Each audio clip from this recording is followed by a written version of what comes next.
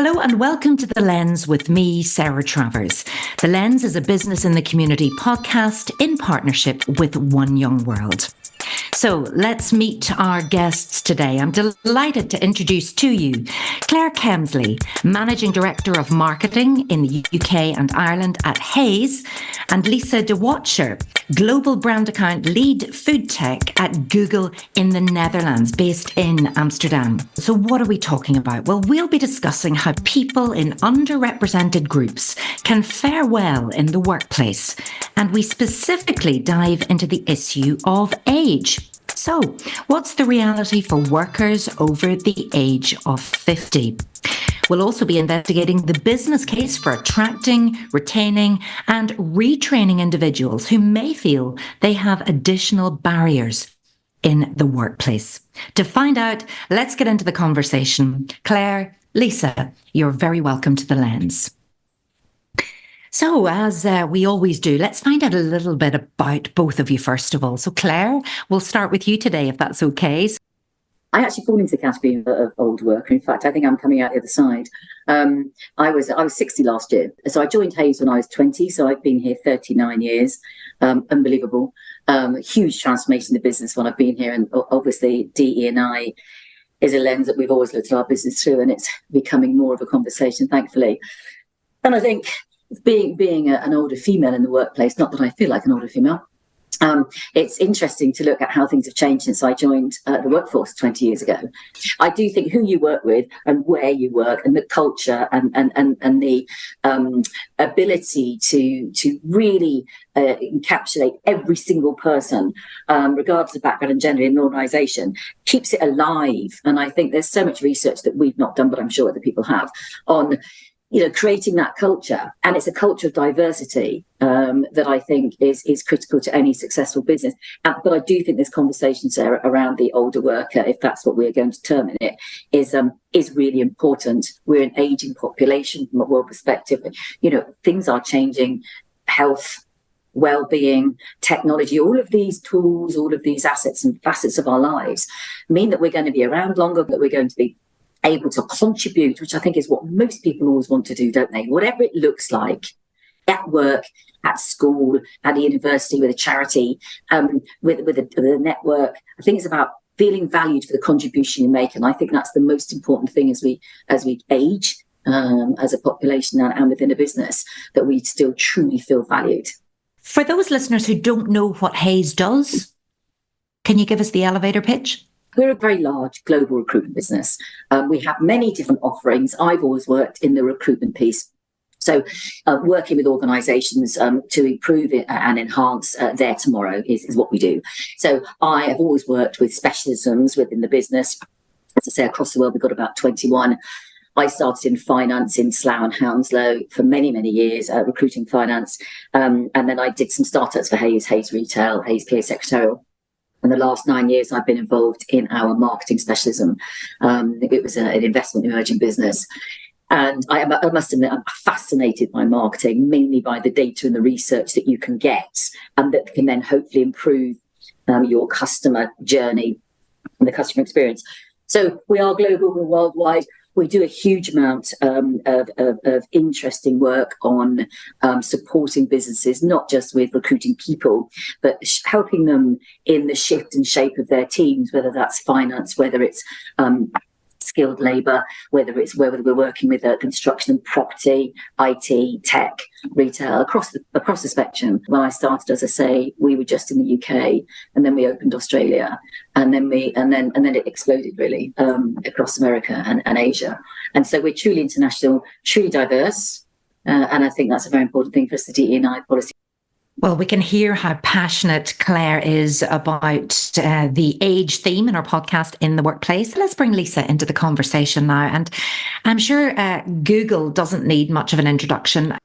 At Google, we typically look at the competences that are needed for the job. And this is not based on age or on experience, but rather the competences that are needed for a particular role. And if you have all those competences, you can interview. And if you ace your interview, you're hired. So tell us a little bit about you and your background and how you ended up at Google. Yeah, sure. My name is Lisa, originally from Belgium, living in the Netherlands for the past 4 years with my partner, and I'm very passionate about digital marketing and brand building. I've been working at Google for 8 years now, currently as global account lead, and that means that I'm spearheading global brand partnerships in the food tech sector. I play a role in advancing the digital transformation of the food tech sector through Google Media and Google Tech Solutions.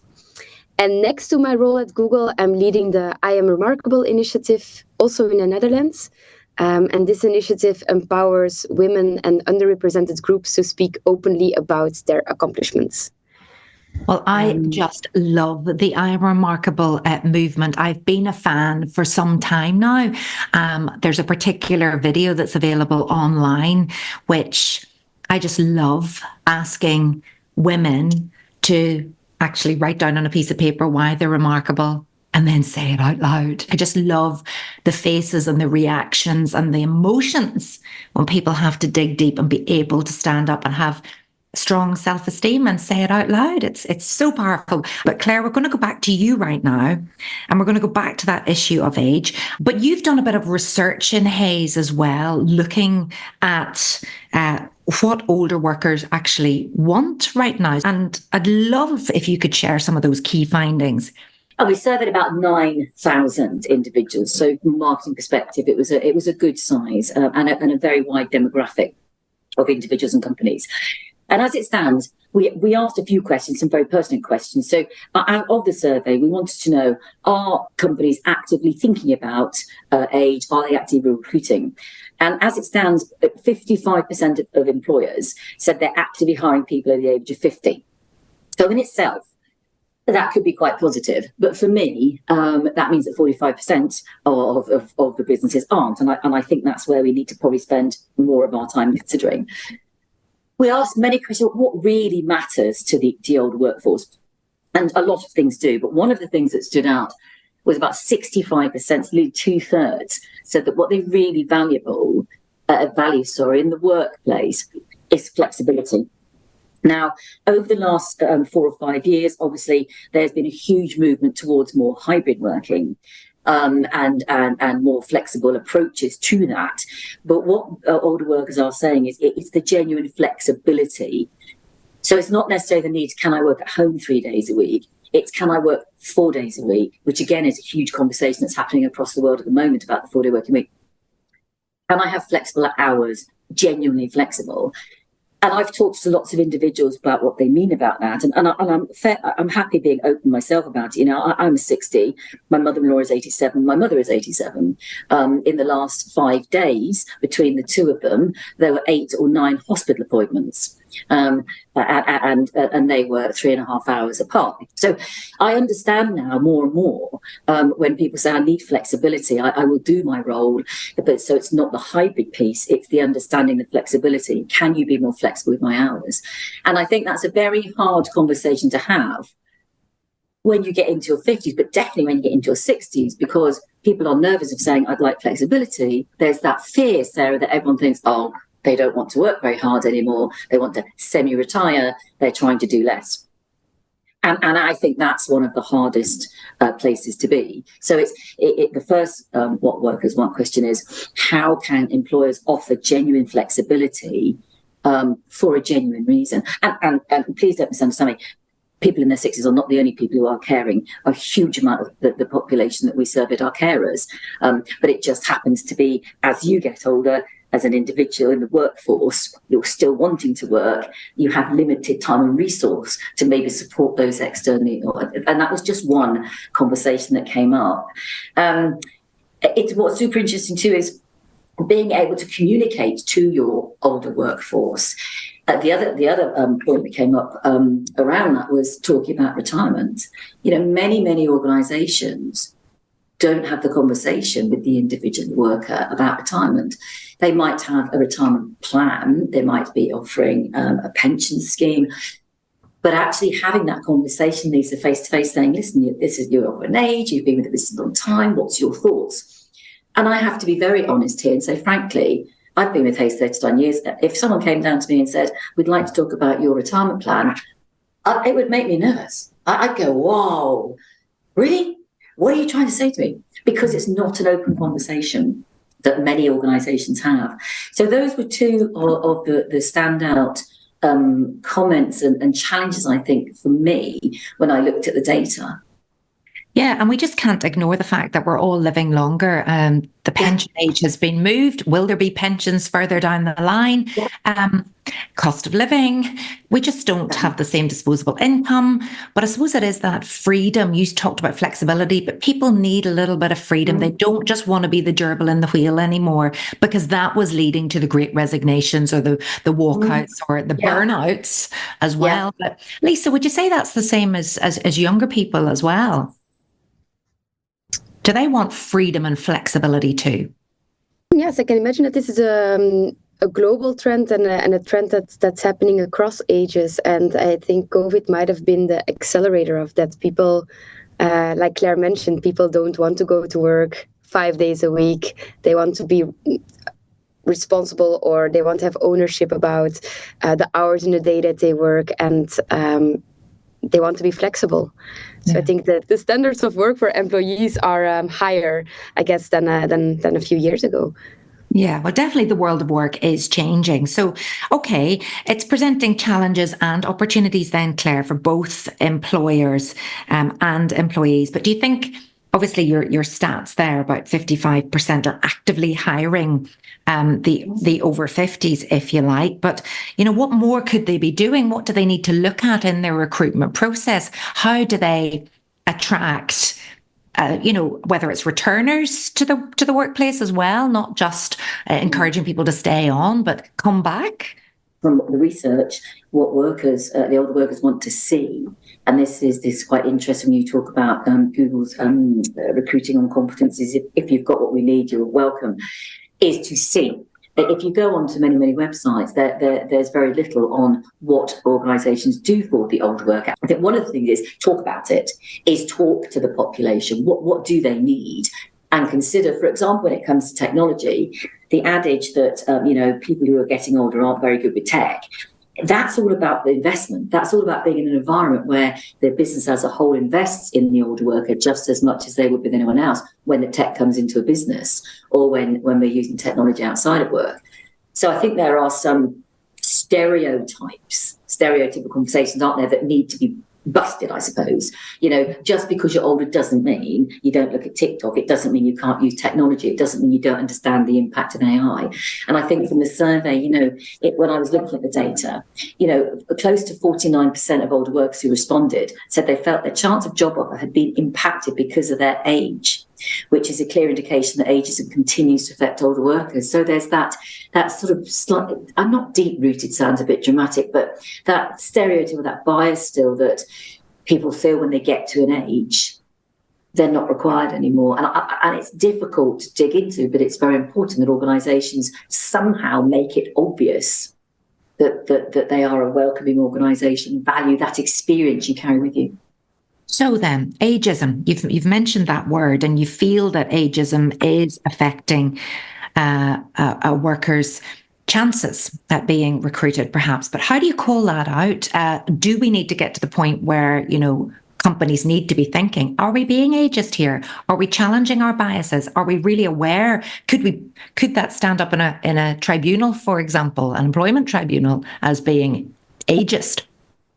Well, I think there's a distinction, isn't there, between ageism and age discrimination. The basic premises was that ageism is what we feel. It's that slightly unconscious bias. Whereas age discrimination is what you see and what you choose to do about that. And so where I think employers need to respond is, we did a poll on LinkedIn. 53% of people believe there's a stigma around over 50s returning to work today. So to your points there about those returning to work as well. So employers need to think about what they can do to overcome this, put plans in place to educate their workforce of the value of older workers, to counteract any negative perceptions. And I think that's that word again, that value. How do we ensure that everyone of our workforce feels valued, but for the purposes of this conversation, those particularly in the older age group?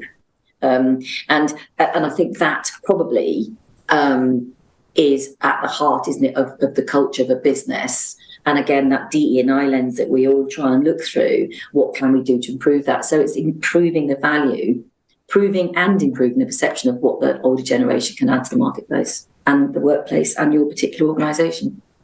Great points. And Lisa, we'll go back to your I Am Remarkable movement. So this is an initiative that was launched 8 years ago by someone who worked at Google. And I'm Remarkable empowers underrepresented groups to speak openly about their accomplishments. An underrepresented group can be anyone who feels that they're not part of the majority of the group at that point in time. So the elderly workforce can be also definitely an underrepresented group.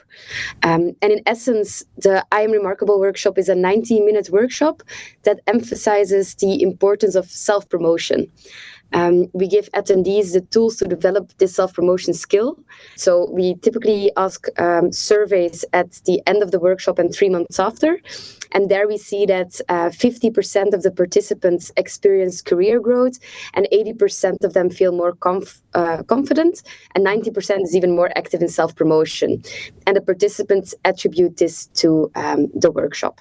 It started as a Google initiative, and it started as a women-only initiative, but early on, we noticed that not just women have difficulties in engaging in self-promotion, but typically everyone that at any point in time can be part of an underrepresented group typically feels that they struggle with sharing their accomplishments. So it's open to everyone, not just people at Google. If you search on Google, I'm Remarkable, you will get to the right website, and you can basically assign to different workshops that we host on a daily or weekly basis. We are present in more than 180 countries, and until today, we've reached more than 500,000 participants. So I've hosted my self-workshop in EMEA, in the US, and in South Africa. But similar to me, there are more than 3,000 facilitators who are hosting these sessions on a frequent basis. It is so brilliant. And we've seen with the stats that you've just shared with us, the impact that it's actually having. Because oftentimes people might feel imposter syndrome, problems with confidence. Maybe they've taken time out of the workplace. Maybe they've never seen themselves in upskilling, or so it gives them that. There's a lovely line in that video about that chiropractic adjustment when they check in with just what they are able to do and all of their strengths, instead of being, we're hardwired to always look for the negatives. Oh, but I can't do that, and I can't do this, and I can't do the other. But not realizing some of the transferable skills or the strengths or the amazing things that they've achieved so far. Yeah, 100%. And I think that the challenge that I often hear is, I don't want to share my accomplishments because it might come across as bragging. Yeah. But it's not bragging if it's based on facts. So we all love listening to TED Talks. And why do we love listening to them? Simply it's because they share some sort of accomplishment, and it inspires and motivates others. And for us, it's no different when we share our own accomplishments. It can inspire our colleagues or everyone around us, maybe on a smaller scale than a TED Talk, but still. And it's also so important because accomplishments don't speak for themselves. So we can't just assume what others do or do not know about us. You can't assume that your manager or your director or someone else in the organization knows what you've achieved if you don't openly talk about it. And if we've never sat and thought about it or openly communicated it and not felt like we were bragging, but that we were just showing our capabilities and our potential, we're never going to get that job, or we're never even going to put ourselves forward. Do you think more people are driven to apply for promotions and jobs because of attending an I Am Remarkable workshop? Yeah, definitely. So 90% of the people who've attended the workshop says that they are more active in self-promotion, they feel more confident, and more than 50% experience career growth, which could include a promotion after 3 months after they participated in the workshop. During this workshop, we also give tips and tricks that can help you with engaging in self-promotion. So, for example, we would say, track your accomplishments, write them down so that you have them ready when needed, when you're applying for that new role, for example. Or you can also host Remarkable Wednesdays with a group of friends or a group of colleagues to share an achievement out loud. It's important that it's shared out loud. It's not just written down. Or you can also practice expressing your accomplishments with your manager in one-on-one conversations. So those are just a few of the tips and tricks that we share in those workshops. And are they always career focused? So when we talk about accomplishments, are we always saying, I've achieved X, Y, Z in my career? Because that's where people struggle. Because if they've been caring or, doing whatever, maybe they feel like they didn't get the opportunities on the career ladder, or they've come from backgrounds where they didn't get the same opportunities as others. So some people would only talk about their personal lives, and some people would only talk about their professional lives. It depends where their headspace is at that point in time. So it's not just about your professional life. It's about sharing your accomplishments within your personal and professional life. And Claire, is that important too whenever you're going for a job interview or for a promotion? How much of the personal do you bring into something that's very career focused, an interview? Yes, I think it is important. We need to nurture a world where people can bring their whole self to work. At an interview stage, yes, I do think it's important. I think it's important to show the whole of you.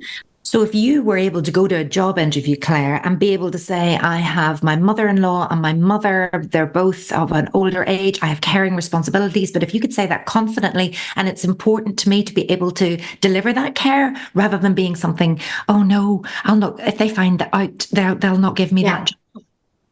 Absolutely. And again, it goes back to what can employers do to attract the old worker or to retain, because retention is a huge challenge for all businesses, isn't it?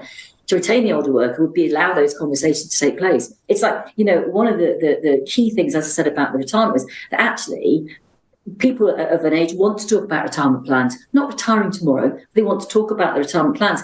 Only 11% of employers have discussed retirement plans with workers. And those workers plan to retire in 5 years. So we're not having the conversation, and yet we're going to lose a huge portion of our workforce within 5 years. What if somebody comes back then and says to HR, to their boss, I have no plans to retire, I'm just going to keep going till I keel over? At what point do you say, I choose now to go or not? I would be delighted if everyone I worked with wanted to work.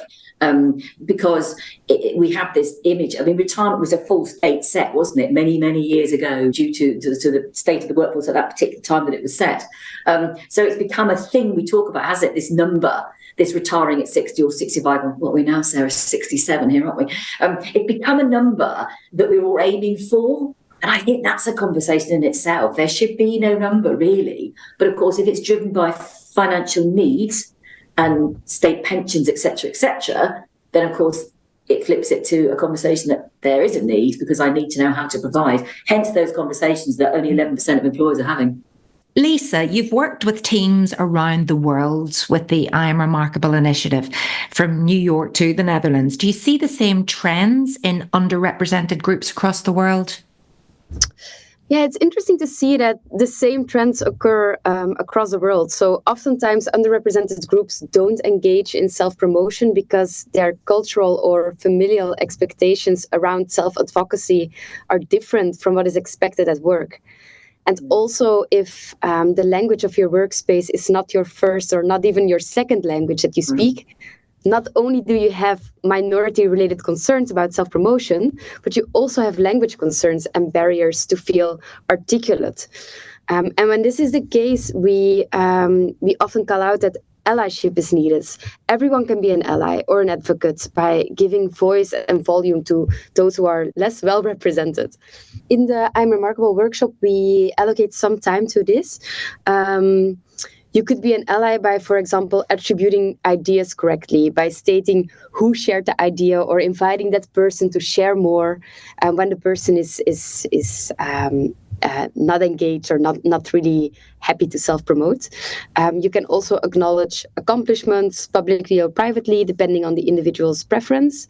Or you can ask probing questions if you notice that someone is using we instead of I when this person is discussing accomplishments. So there are, again, like a few tips and tricks that we would share in this workshop that hopefully help. All very important in the recruitment process, I would say, as well. Yeah, I mean, I actually think allyship is phenomenally important. I'm an ally for our Pride network. For us, that's about sharing either personal experiences or being open to allowing people to share their personal experiences regardless of seniority. Because I think also that can be a challenge. You know, you can be perceived to be, because you've been around a long time, and you've got a title, not to be approachable. And so I think part of the being an ally for our Pride Network, for example, is about ensuring that you are approachable and that you talk their language, that you also talk about their language, and you take the time to learn how people choose to portray themselves, or choose to be referred to, or choose to talk about themselves. And I think it's an investment. It's been a huge investment personally for me, and I'd love to have a minute of it to really understand and be able to fully embrace this fantastic diverse workforce that we have, and ensure that they feel valued for who they are and what they do and the way that they do it. Yeah, and look who's not at the table, and why are they not at the table? Yes. How do we understand why they're not at the table? But yes, that's maybe for a whole other podcast. Lisa, you mentioned at the start that you have a remit to advance the digital transformation of the food sector through Google Media and tech. So do you see tech as being an advantage or a disadvantage to certain groups? Yeah, we said it in the beginning of the podcast that one might assume that the older workforce might not get up to speed with new technologies as fast as the younger workforce. But we also mentioned these are stereotypes and biases that should be addressed. And in my opinion, it's more of a mindset thing than an age thing. And I believe that tech has advantages for everyone. So the rise of artificial intelligence enables us to be more efficient at work. Generative AI chatbots like Bard and ChatGPT, they can help you to develop code or get inspiration for a business plan, or can help you navigate your career path. So they can serve as your personal assistant. And in Google, we have several people considered the older workforce with the age of 50 plus, who are tech gurus, who are up to speed and up to date with AI. And AI can make your life easier. I believe that AI will likely be integrated into the workforce more gradually than commonly assumed. But if you have a continuous learning mindset, you will be fine. So again, I believe it's more of a topic of having the correct mindset versus the correct age. And in the end, as a marketeer, you're not competing with tech, you're competing with other marketeers who are using tech. At this point in the podcast, I'd love to know, would you like to ask a question of each other? So I wonder, Lisa, would you like to ask a question of Clare? Definitely. We've been mainly addressing age from an older workforce point of view, and I like to turn it around. So, Clare, are you aware of any biases related to the younger generation? Imagine that someone in their early 30s with not that many years of experience is applying for an executive position. Are there specific measures in place to challenge preconceptions and ensure a fair treatment for the applicants of all ages? What I can say is that for us over here, Equality Act covered all challenges around equality, not just the older worker. And I think the recruitment process is certainly, I've witnessed over the last 39 years, have completely changed, so that actually the way that you go to market, the way you talk about an opportunity or a job, career opportunity for somebody, it has to be worded in such a way that anybody could apply that feels they are right. So you don't advertise on years of experience now. Most companies will have what we call blind CVs, no age, and even the qualifications come off most CVs. So, because again, unconscious bias, you can age people by, so she studied in 1977, or she went to university in 82, so she must be about. So all of that has been eradicated to open up, particularly, I think, to focus on not just the older, but the younger. And it's that lifelong learning piece that is really important for individuals to take responsibility for, and whatever age you're at, to ensure that you're upskilling and you're tooling yourself with the best kit you can to be relevant. And I think that's not just an age thing; it's to be relevant. But yeah, it's changed a lot, Lisa. That's great to hear. Now, what about you, Clare? Do you have a question for Lisa?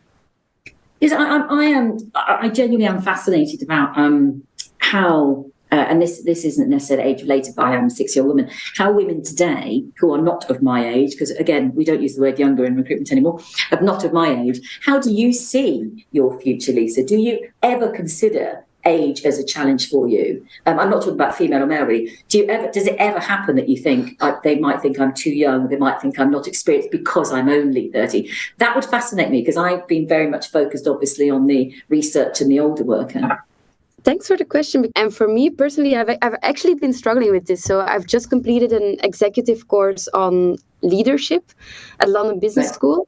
And here at London Business School, we spoke a lot about challenges that leaders often face, which is we have this one sentence that came back often, and the sentence is, "What got you here won't bring you there."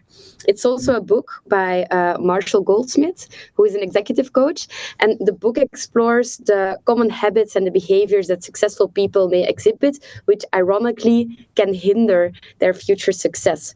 And Goldsmith provides insights into how individuals can overcome these challenges and continue to grow and advance in their career. And I'm at the stage in my career where the book that I just recommended definitely makes sense. So I'm committed to learn more about how to operate best at the next level and learn about coaching, giving and receiving feedback, and enabling teams. Because I don't tick the box yet of managing a team of 50 people. That's very difficult in Google. There are not that many managers who manage teams of 50 people. So how do I make sure that I possess those competences and skills in another way? That's fascinating. Okay. If you could encourage our listeners to read one piece of research or one report that has inspired you to be more responsible, what would it be? Claire? It's a brilliant book, and it's called 100-Year Life, and it's written by two fantastic economists, one called Linda Grattan and the other called Andrew Scott. And basically it's on the premise that, does the thought of working to 60 or 70 fill you with dread? What Linda says is, if you now work into your 70s or 80s in a rapidly changing job market, then maintaining productivity is no longer about brushing up on knowledge. It's about setting time aside to make fundamental investments in relearning and reskilling. And it's just a really super interesting book based on the economics of life and the world, and how we can take individual responsibility to do exactly what you're talking about, Lisa, which is that lifelong learning, but look at it through the lens of 100 years. And I find it absolutely fascinating. And it makes me think time and time again, am I investing in my people, in myself, in my business? Am I investing in myself? So what's the next career for you then, Claire? I wonder. I mean, you've already spent so long with HAYS. What will you be doing next, I wonder? What will I be doing next? I'd like to do with HAYS and externally, maybe I'd like to do a lot more mentoring, particularly for the underrepresented community. It matters to me very much. And I think your life can literally be transformed if someone just takes the time to really understand who you are, and enables you to bring that to work 100%. And it won't always be 100%. But if you can do that for individuals, it transforms their life, and in turn transforms the life of those around them, and in turn creates that place where we would all want to be. And I accept that's a big thing, and I'm not going to achieve it overnight, but that's my focus. Well, I think Lisa's doing exactly the same thing with her I Am Remarkable movement and initiative. Do you just love doing that and working in that sphere, Lisa? 100%. And you can both become facilitators. Okay, final question for each of you. And this is one we ask every podcast guest. As responsible leaders, what are you personally committed to doing more of, or less of, or both in the coming year? Claire? More of opening up the space that individuals might want to move into, that they might think eludes them. So saying to everybody, you can do what you want, you can be who you want to be. What is it that I need to do to support you in getting there? And less talking too quickly, because I've been doing it for 60 years and I'm still doing it. Lisa, same question to you, more of or less of in the coming year? More of, I think, following this book, What Got You Here Won't Get You There. How do I put this into practice? And next to that, I also want to put things into perspective more. So I'm a marketeer, I'm not a heart surgeon. How do you also put your job in perspective there? Fabulous. Okay, well, great recommendations. I've been scribbling away, so I'm sure our listeners have too. Thank you so much to Clare Kemsley and to Lisa de Wachter for joining us on this fascinating podcast about age and underrepresentation in the workforce, and what we all can do, whether we're employers or we're colleagues, to both empower ourselves, but also to nurture others. Thank you so much for being with us today, for tuning in. Thank you to our great guests. You've been listening to The Lens with me, Sarah Travers. And if your business would like help with employability challenges, or specifically access support around age in the workplace, then you know where to go. Please visit www.bitc.org.uk. Lots of help and support there. Thank you so much for listening, and I'll see you again next time.